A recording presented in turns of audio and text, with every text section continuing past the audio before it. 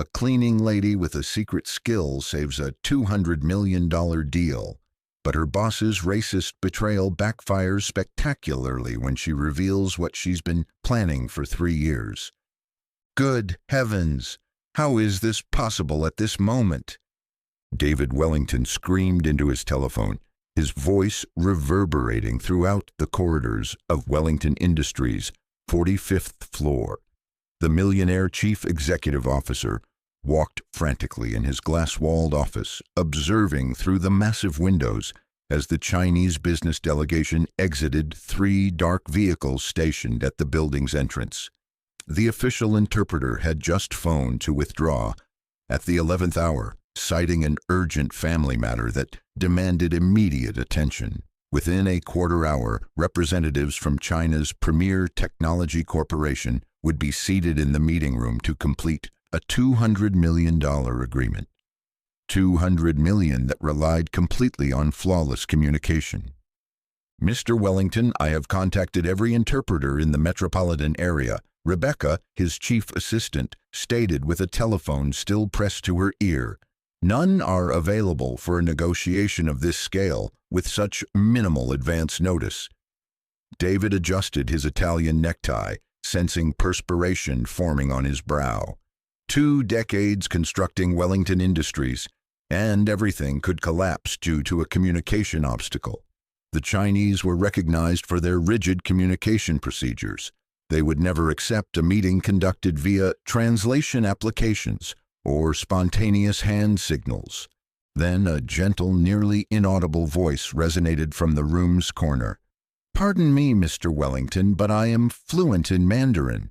Everyone's attention shifted to Jasmine Parker, 28 years old, who had stopped her cleaning duties to overhear the discussion. She gripped a cleaning rag in her hands and donned the standard dark blue uniform of the janitorial crew. Jasmine had been employed on the executive levels for 3 years, consistently discreet, consistently productive, consistently unnoticed by most of the influential individuals who moved through those areas. The quietness that ensued was so profound that the air conditioning's humming was audible. Rebecca was the first to respond, releasing a nervous chuckle. Jasmine, this is not humorous. We are discussing a multi-million-dollar international transaction. David examined her momentarily as though observing her for the first time. You are fluent in Mandarin, he inquired, his voice heavy with doubt and a trace of desperation.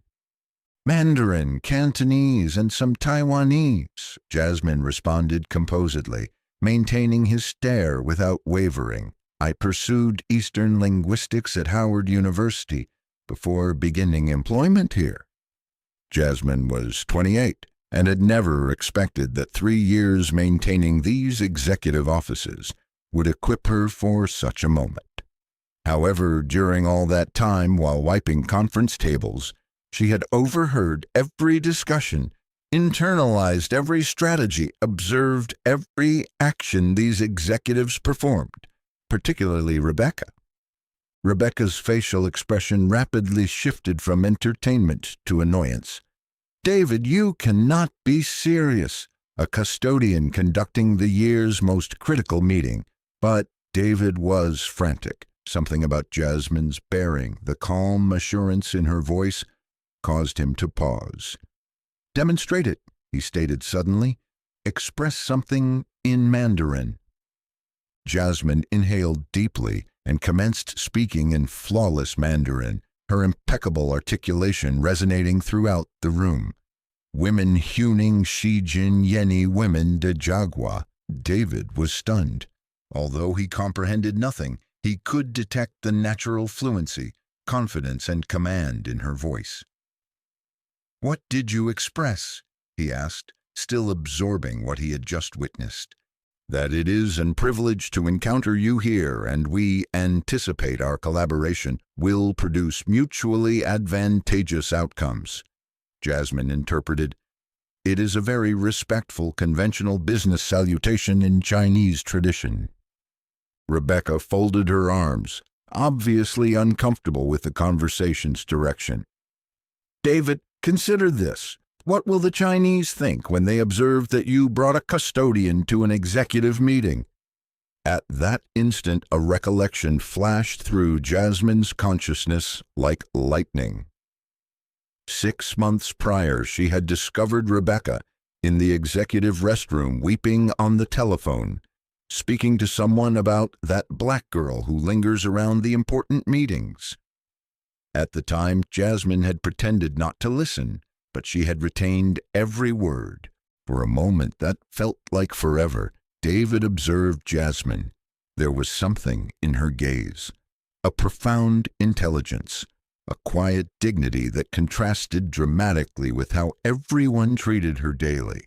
For 3 years, she had maintained these rooms, overheard these discussions, absorbed more about the company's operations than many executives. "You have 20 minutes to prepare yourself," David finally declared, disregarding Rebecca's astonished expression.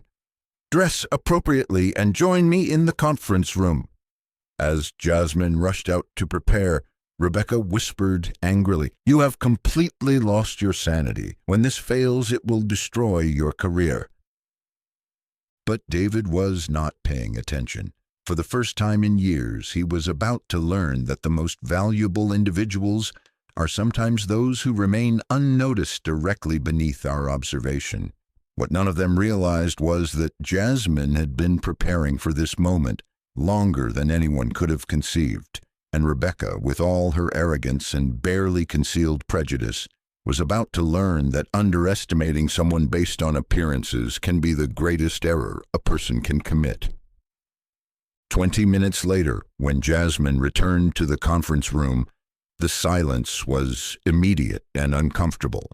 She had switched from her uniform into a black ensemble borrowed from the receptionist, simple yet suitable. Her hair was arranged in an elegant bun, and she carried a notepad like any other executive. "Good Lord," muttered Thomas, the CFO, not attempting to conceal his astonishment. "Is that truly the same individual?"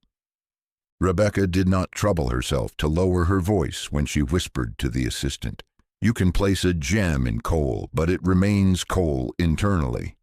The Chinese delegation had arrived punctually. 5 impeccably attired executives waited in the elegant glass-walled room, conversing among themselves in Mandarin as they admired the Manhattan view. David made the formal presentations, intentionally excluding Jasmine's current position. "This is Jasmine Parker, our international relations expert for the Asian market," he stated, each word deliberately selected. The delegation's leader, Mr. Chun, greeted Jasmine with a respectful bow when she replied in perfect Mandarin, expressing gratitude for the honor of meeting them and commending their punctuality, a highly regarded virtue in Chinese culture. His eyes brightened with genuine surprise and approval. For the initial 15 minutes, Jasmine interpreted every subtlety with surgical accuracy. Not merely the words, but the cultural tones, the diplomatic meanings, even small jokes that made the Chinese laugh authentically. The meeting proceeded with a naturalness that no one had anticipated. That was when Rebecca chose to interfere. "Jasmine," she interrupted with a malicious smile, "perhaps we should clarify to our guests her distinctive career progression at the company." David shot her a cautionary look, but Rebecca continued, "It is just so motivating to witness someone transforming themselves like that, advancing in life, so to speak." The patronizing tone was unmistakable. Jasmine experienced a familiar burden of shame. That sensation she had known since 18, when she had to withdraw from Howard University in the middle of her junior year because her diabetic mother had lost her employment and needed someone to provide care and pay the medical expenses. Life instructs us that opportunities can arrive in unexpected manners, Jasmine replied calmly, maintaining her dignity as Mr. Chun observed the exchange with increasing confusion. But truly, who would have imagined that someone who was cleaning these exact rooms 3 years ago would be seated at this table today? She paused to allow the information to register with the Chinese. It really shows how our company appreciates diversity in all its manifestations. The silence that followed was crushing. Jasmine saw Mr. Chen's expression alter subtly, not precisely contempt, but an uncomfortable surprise that made her stomach clench. In Chinese culture, professional hierarchies were regarded very seriously. David quickly interrupted. What Rebecca intended is that we appreciate talent wherever we discover it. But the harm was done. For the following 15 minutes, Jasmine felt the Chinese executives' glances change. They remained courteous, still interpreting when necessary, but the comfort was gone. She had become a curiosity, not a professional. It was at that moment that something within her solidified. For 3 years, she had cleaned these rooms, while executives discussed strategies, closed agreements, and made decisions that moved millions. She had absorbed every word, every tactic, every mistake they made, especially Rebecca's mistakes.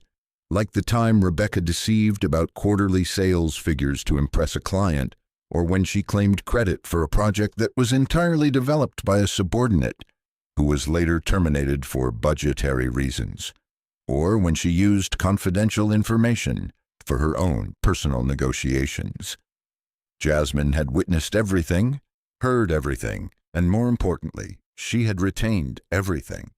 The meeting concluded with a tentative preliminary agreement. The Chinese promised to carefully evaluate the proposal, diplomatic language for maybe if we don't discover something better. When the delegation departed, Rebecca could not hide her satisfaction. "Well, that was intriguing," she said, organizing her papers with exaggerated movements. "Maybe next time we should be more transparent about our team's credentials from the beginning." David was visibly angry, but before he could respond, Jasmine rose calmly. "Rebecca," she said, her voice soft but filled with a new authority. "Mr. Chin mentioned something interesting before he departed." Rebecca raised an eyebrow. "Oh, truly? Such as what?" "He said he was impressed with my fluency, but puzzled by the hierarchical dynamics of the meeting." Jasmine paused, allowing the weight of her words to settle. "He asked if I could contact him later to clarify some cultural aspects of our presentation."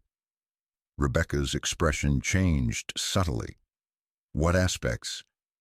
"Mainly why the person responsible for translation wasn't introduced as the lead negotiator, considering that, in their culture, whoever speaks the language automatically assumes the position of authority." Jasmine smiled softly. "He said he would like to better understand our organizational structure before making a final decision." Rebecca's face paled slightly as she processed the implications. For 3 years, Jasmine had been invisible. But invisibility, she was about to discover, can be the most powerful weapon of all, especially when you have been watching, learning, and preparing for the right moment to step out of the shadows. What Rebecca did not know was that every insult, every humiliation, every attempt at sabotage was only fueling something far more dangerous than simple resentment. It was creating a strategist who knew every weakness, every secret, every lie that circulated through those corridors of power. 2 hours after the disastrous meeting, Jasmine was back in her navy blue uniform, pushing her cart through the executive hallways. But this time, every move was calculated. For 3 years, she had mentally mapped every important conversation, every whispered secret, every document left carelessly on desks, especially Rebecca's. "Look who's back where she belongs," Rebecca commented loudly enough for all the executives in the hallway to hear, as she chatted with Jennifer from accounting. "After that pathetic charade today, at least we know where everyone really belongs." Jasmine continued cleaning, but her hands moved automatically as her mind registered every word. Rebecca had no idea that during those 3 years while cleaning her office, Jasmine had seen personal emails left open, phone conversations about contract manipulation, and most importantly, those documents Rebecca hid in her bottom drawer. Documents about unfair competition against smaller companies. "You know what bothers me the most?" Rebecca continued, clearly showing off to Jennifer. "David actually thought that a cleaning lady could save a $200 million deal, as if 3 years cleaning bathrooms qualified her to sit at the table with real executives." It was at that moment that Jasmine's phone vibrated discreetly, a message from an unknown number, but in Chinese characters she recognized immediately. It was from Mr. Chen. "Ms. Parker, I would like to talk to you privately about our company and your future opportunities. Could we meet tomorrow at 10 a.m. at the Mandarin Cafe on 42nd Street? I have a proposal that may interest you." Jasmine's heart raced. This was not just about translation. It was about so much more.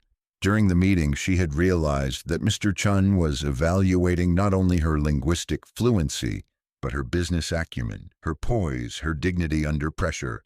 That night in her small Brooklyn apartment, Jasmine opened a file on her computer that she had been building for 2 years. It was not paranoia, it was preparation. Every company has its dirty secrets, and 3 years invisible in the corridors of power had given her access to information that could rock foundations. The file, titled Wellington Industries Irregularities, contained 63 pages of meticulously collected evidence, printed emails that Rebecca thought she had deleted, call logs recorded by the security system when she worked on weekends, and most importantly, photos of documents proving how Rebecca had deliberately sabotaged 3 contracts with companies run by black people in the last 18 months. Jasmine had seen Rebecca lie to clients, take credit for projects developed by others, and most importantly, use her position to block promotions for employees she considered inappropriate for the company's image. The next day, at 10 o'clock sharp, Jasmine arrived at Café Mandarin, wearing a simple but elegant outfit she had bought with her first college savings. Mr. Chun was already waiting, accompanied by an elegant woman who introduced herself as Lisa Wong, the group's Vice President of International Development. "Miss Parker," Mr. Chin began in English but then switched naturally to Mandarin. "Yesterday I observed not only your linguistic fluency, but something much more valuable, your composure under undue pressure." Lisa leaned forward. "Our company is expanding operations in North America. We need someone who understands both Chinese culture and American business dynamics. Someone who has observed how business really works from the inside. And someone," Mr. Chin added with a knowing smile, "who has the dignity not to bow down to small people in big positions." For 2 hours, Jasmine spoke fluently about market strategies, cultural differences in negotiations, and especially how American companies often underestimated the sophistication of Asian investors. She subtly mentioned a few irregularities she had observed at competing companies without naming names. When Lisa slid a business card across the table, Jasmine read Parker and Associates International Consulting, with an annual salary that was 5 times what she earned at Wellington Industries. "Consider our offer," said Mr. Chun, standing up. "But we have one specific condition. We would like you to start by helping us investigate certain discrepancies we have discovered in Wellington Industries contracts.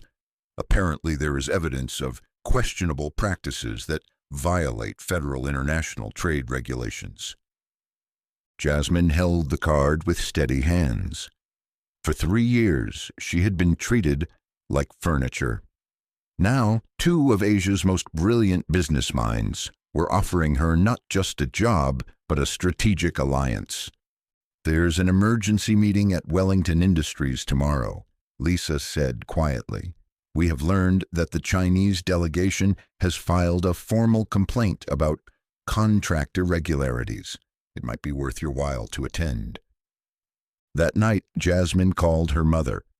"Mom, remember how you always said that patience is a smart woman's most powerful weapon?" "Of course, honey. Why?"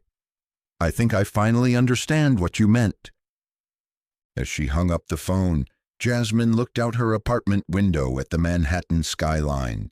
Tomorrow, Rebecca and all of Wellington Industries would discover that 3 years of invisibility had created something far more dangerous than a resentful employee. They had forged a strategist who knew every weakness, every lie, every secret of that company. And unlike the executives who underestimated people based on appearances, Jasmine had learned that true strength comes from observing, planning, and acting at the exact moment when her opponents least expect it. The next morning, the executive boardroom at Wellington Industries was buzzing with palpable tension. David had called an emergency meeting with the entire board after receiving an official report from the Chinese delegation about serious contractual irregularities that could result in a federal investigation. Rebecca entered confidently, her vibrant red suit and high heels echoing authority through the hallways. She had spent the night preparing her defense, convinced she could pin all the blame on the incompetent cleaning lady David had brought to the meeting. "Well," Rebecca began, addressing the 7 board members, "I imagine we are here to discuss yesterday's fiasco. As I warned, putting an unqualified employee in a negotiation of this magnitude was a reckless decision that is now costing the company $200 million. That was when the door opened, silently. Jasmine entered wearing an impeccable gray ensemble, not borrowed, but purchased the night before with the advance the Chinese company had given her. She carried a leather briefcase and a laptop, moving with the confidence of someone who had finally found her place. "I am sorry I am late," Jasmine said calmly, taking a seat next to David. "I was finishing up some important information for the meeting." Rebecca's face twisted in ill-concealed irritation. "With all due respect, David, I do not understand why she is here. This is an executive meeting." "She is here," David replied coldly, "because the Chinese delegation specifically requested her presence to clarify the accusations they made." Jasmine opened her laptop with calculated movements. "Mr. Chun approached me yesterday afternoon with some specific concerns about Wellington Industries' contracting practices. Apparently, they had discovered evidence of bid rigging and sabotage against competing companies." "That is ridiculous," Rebecca exploded, her tone rising an octave. "What kind of evidence could a cleaning lady have about executive operations?" The smile that crossed Jasmine's face was soft but devastating. "The kind of evidence you gather when you are invisible for 3 years and people talk in front of you as if you do not exist." Rebecca's expression changed subtly, the first spark of real fear crossing her eyes. Jasmine connected her laptop to the projector. The first image that appeared was an internal email from Rebecca to a client dated 6 months ago. "This email sent to Mills Corporation contains confidential information about the Johnson Company's proposals, our direct competitor at the time." The silence in the room was deafening. Rebecca tried to interrupt, but Jasmine continued relentlessly. "This second document shows how Rebecca deliberately inflated the costs of projects led by Black and Latino employees, forcing cancellations that she then attributed to the incompetence of those responsible." The screen showed spreadsheets with obvious alterations, internal emails, and security system recordings. For 3 years, Jasmine had meticulously documented every irregularity. "This is a setup," Rebecca shouted, jumping to her feet. "She is fabricating evidence to get revenge because I exposed her true position in the company." Jasmine remained calmly seated. Mr. David, the recording I am about to play was made by the company's own security system 8 months ago. Rebecca's voice echoed through the room speakers. We cannot allow these types of people to think they belong in executive meeting rooms. It is a matter of maintaining appropriate standards in the company. Rebecca's face turned pale instantly. She remembered that conversation, a private discussion with Thomas about keeping the company free of unsuitable elements.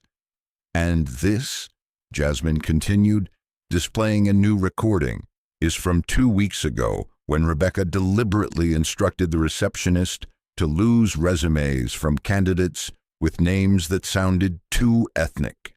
One of the directors, Mr. Johnson, a 60-year-old black man who had been with the company for 15 years, leaned forward with a grim expression. Rebecca, is this true? Aye, that is out of context, Rebecca stammered, sweat beginning to form small beads on her forehead. You do not understand the pressure I am under to maintain company standards. Company standards, Jasmine said softly, include ethics, integrity, and compliance with federal anti-discrimination laws, all of which have been systematically violated over the last 18 months.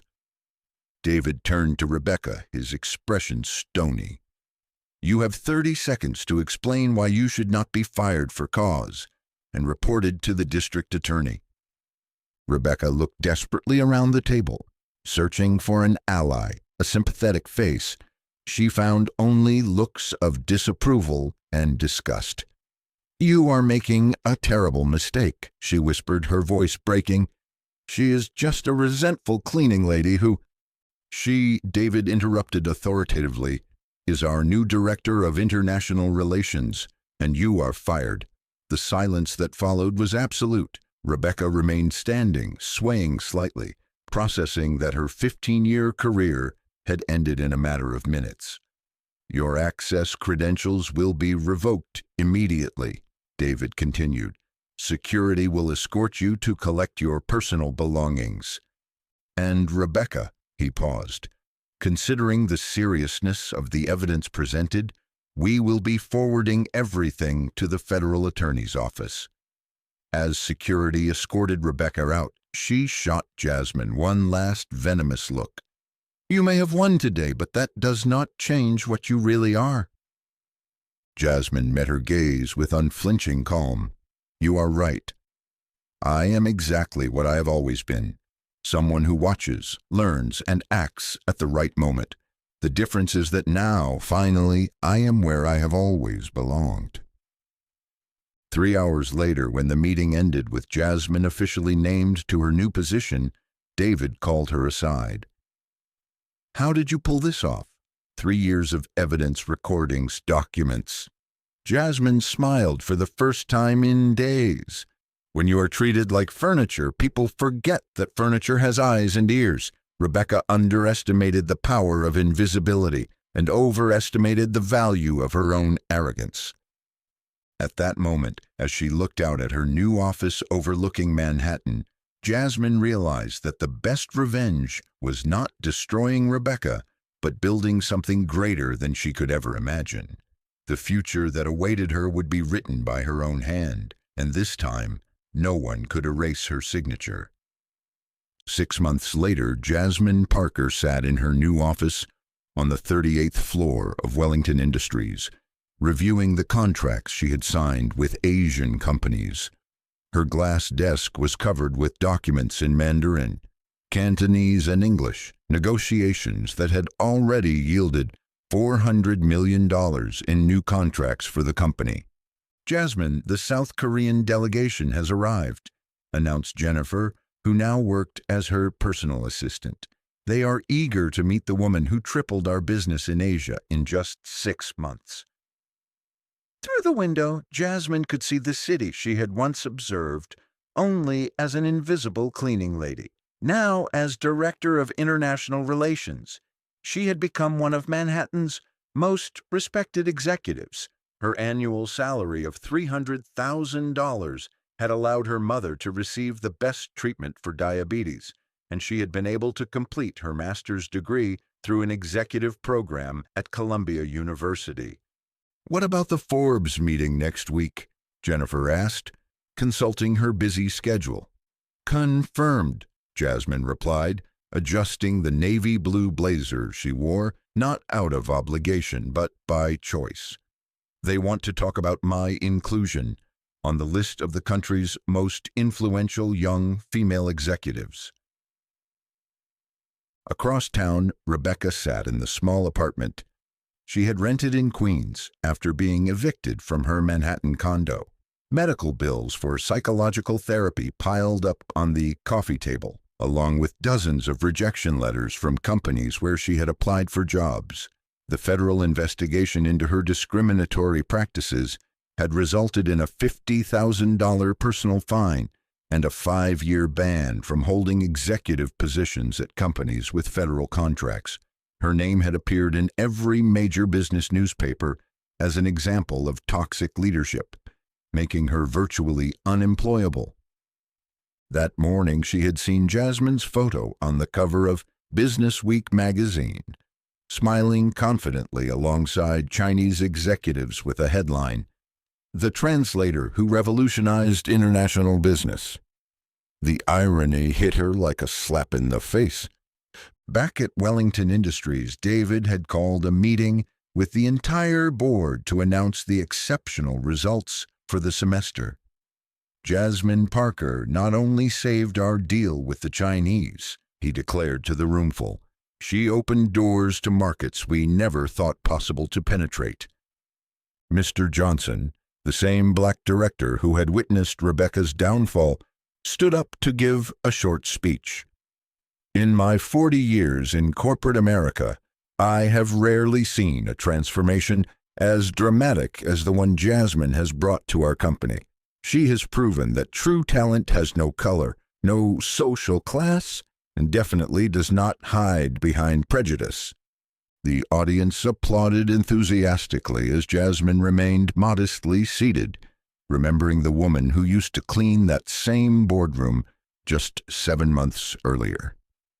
That night, in her renovated apartment on the Upper East Side, Jasmine received a call from her mother. "Honey, I saw your interview on television today. You spoke so well about second chances and perseverance." "I learned from the best," Jasmine replied, smiling. "You always told me that people can try to diminish us, but they can never diminish what we know and what we are capable of doing." During the television interview, Jasmine had been asked about Rebecca and whether she felt any resentment toward her for the way she had been treated. Her response had been precise and elegant. "Rebecca gave me the greatest gift anyone could give. She showed me exactly who I did not want to become. Her arrogance and prejudice taught me that true power comes from lifting others up, not stepping on them." 3 weeks later, Jasmine was at Howard University, her alma mater, announcing the scholarship program she had created for low-income students who had to interrupt their studies due to financial difficulties. "No one should have to choose between taking care of their family and pursuing their dreams," she told an audience of 500 emotional students. The Second Chance program, funded in part by her own salary, had already approved 20 full scholarships for the coming semester. Rebecca, watching the ceremony online in her small apartment, turned off her computer with tears in her eyes. For the first time in months, they were not tears of self-pity, but of something that was beginning to feel like genuine regret. Meanwhile, Jasmine returned to the office where 3 years earlier she had pushed a cleaning cart through the same hallways. Now young executives greeted her respectfully. Secretaries asked her for career advice, and most importantly, she had become a mentor to 5 other employees in operational departments who showed untapped potential. "You know what is most fascinating about this whole story?" David asked Jasmine during a private conversation. "You could have used all that information about Rebecca to destroy her personally, but you chose only to expose her professional misconduct." Jasmine smiled softly. The best revenge is never to destroy someone. It is to build something so extraordinary that it renders everything they tried to do against you irrelevant. Jasmine Parker's story proved that genuine talent, unwavering dignity, and quiet preparation can overcome any prejudice or injustice. She turned 3 years of invisibility into the greatest advantage of her career, showing that sometimes the most powerful people are the ones you do not even notice, watching, learning, and preparing to shine.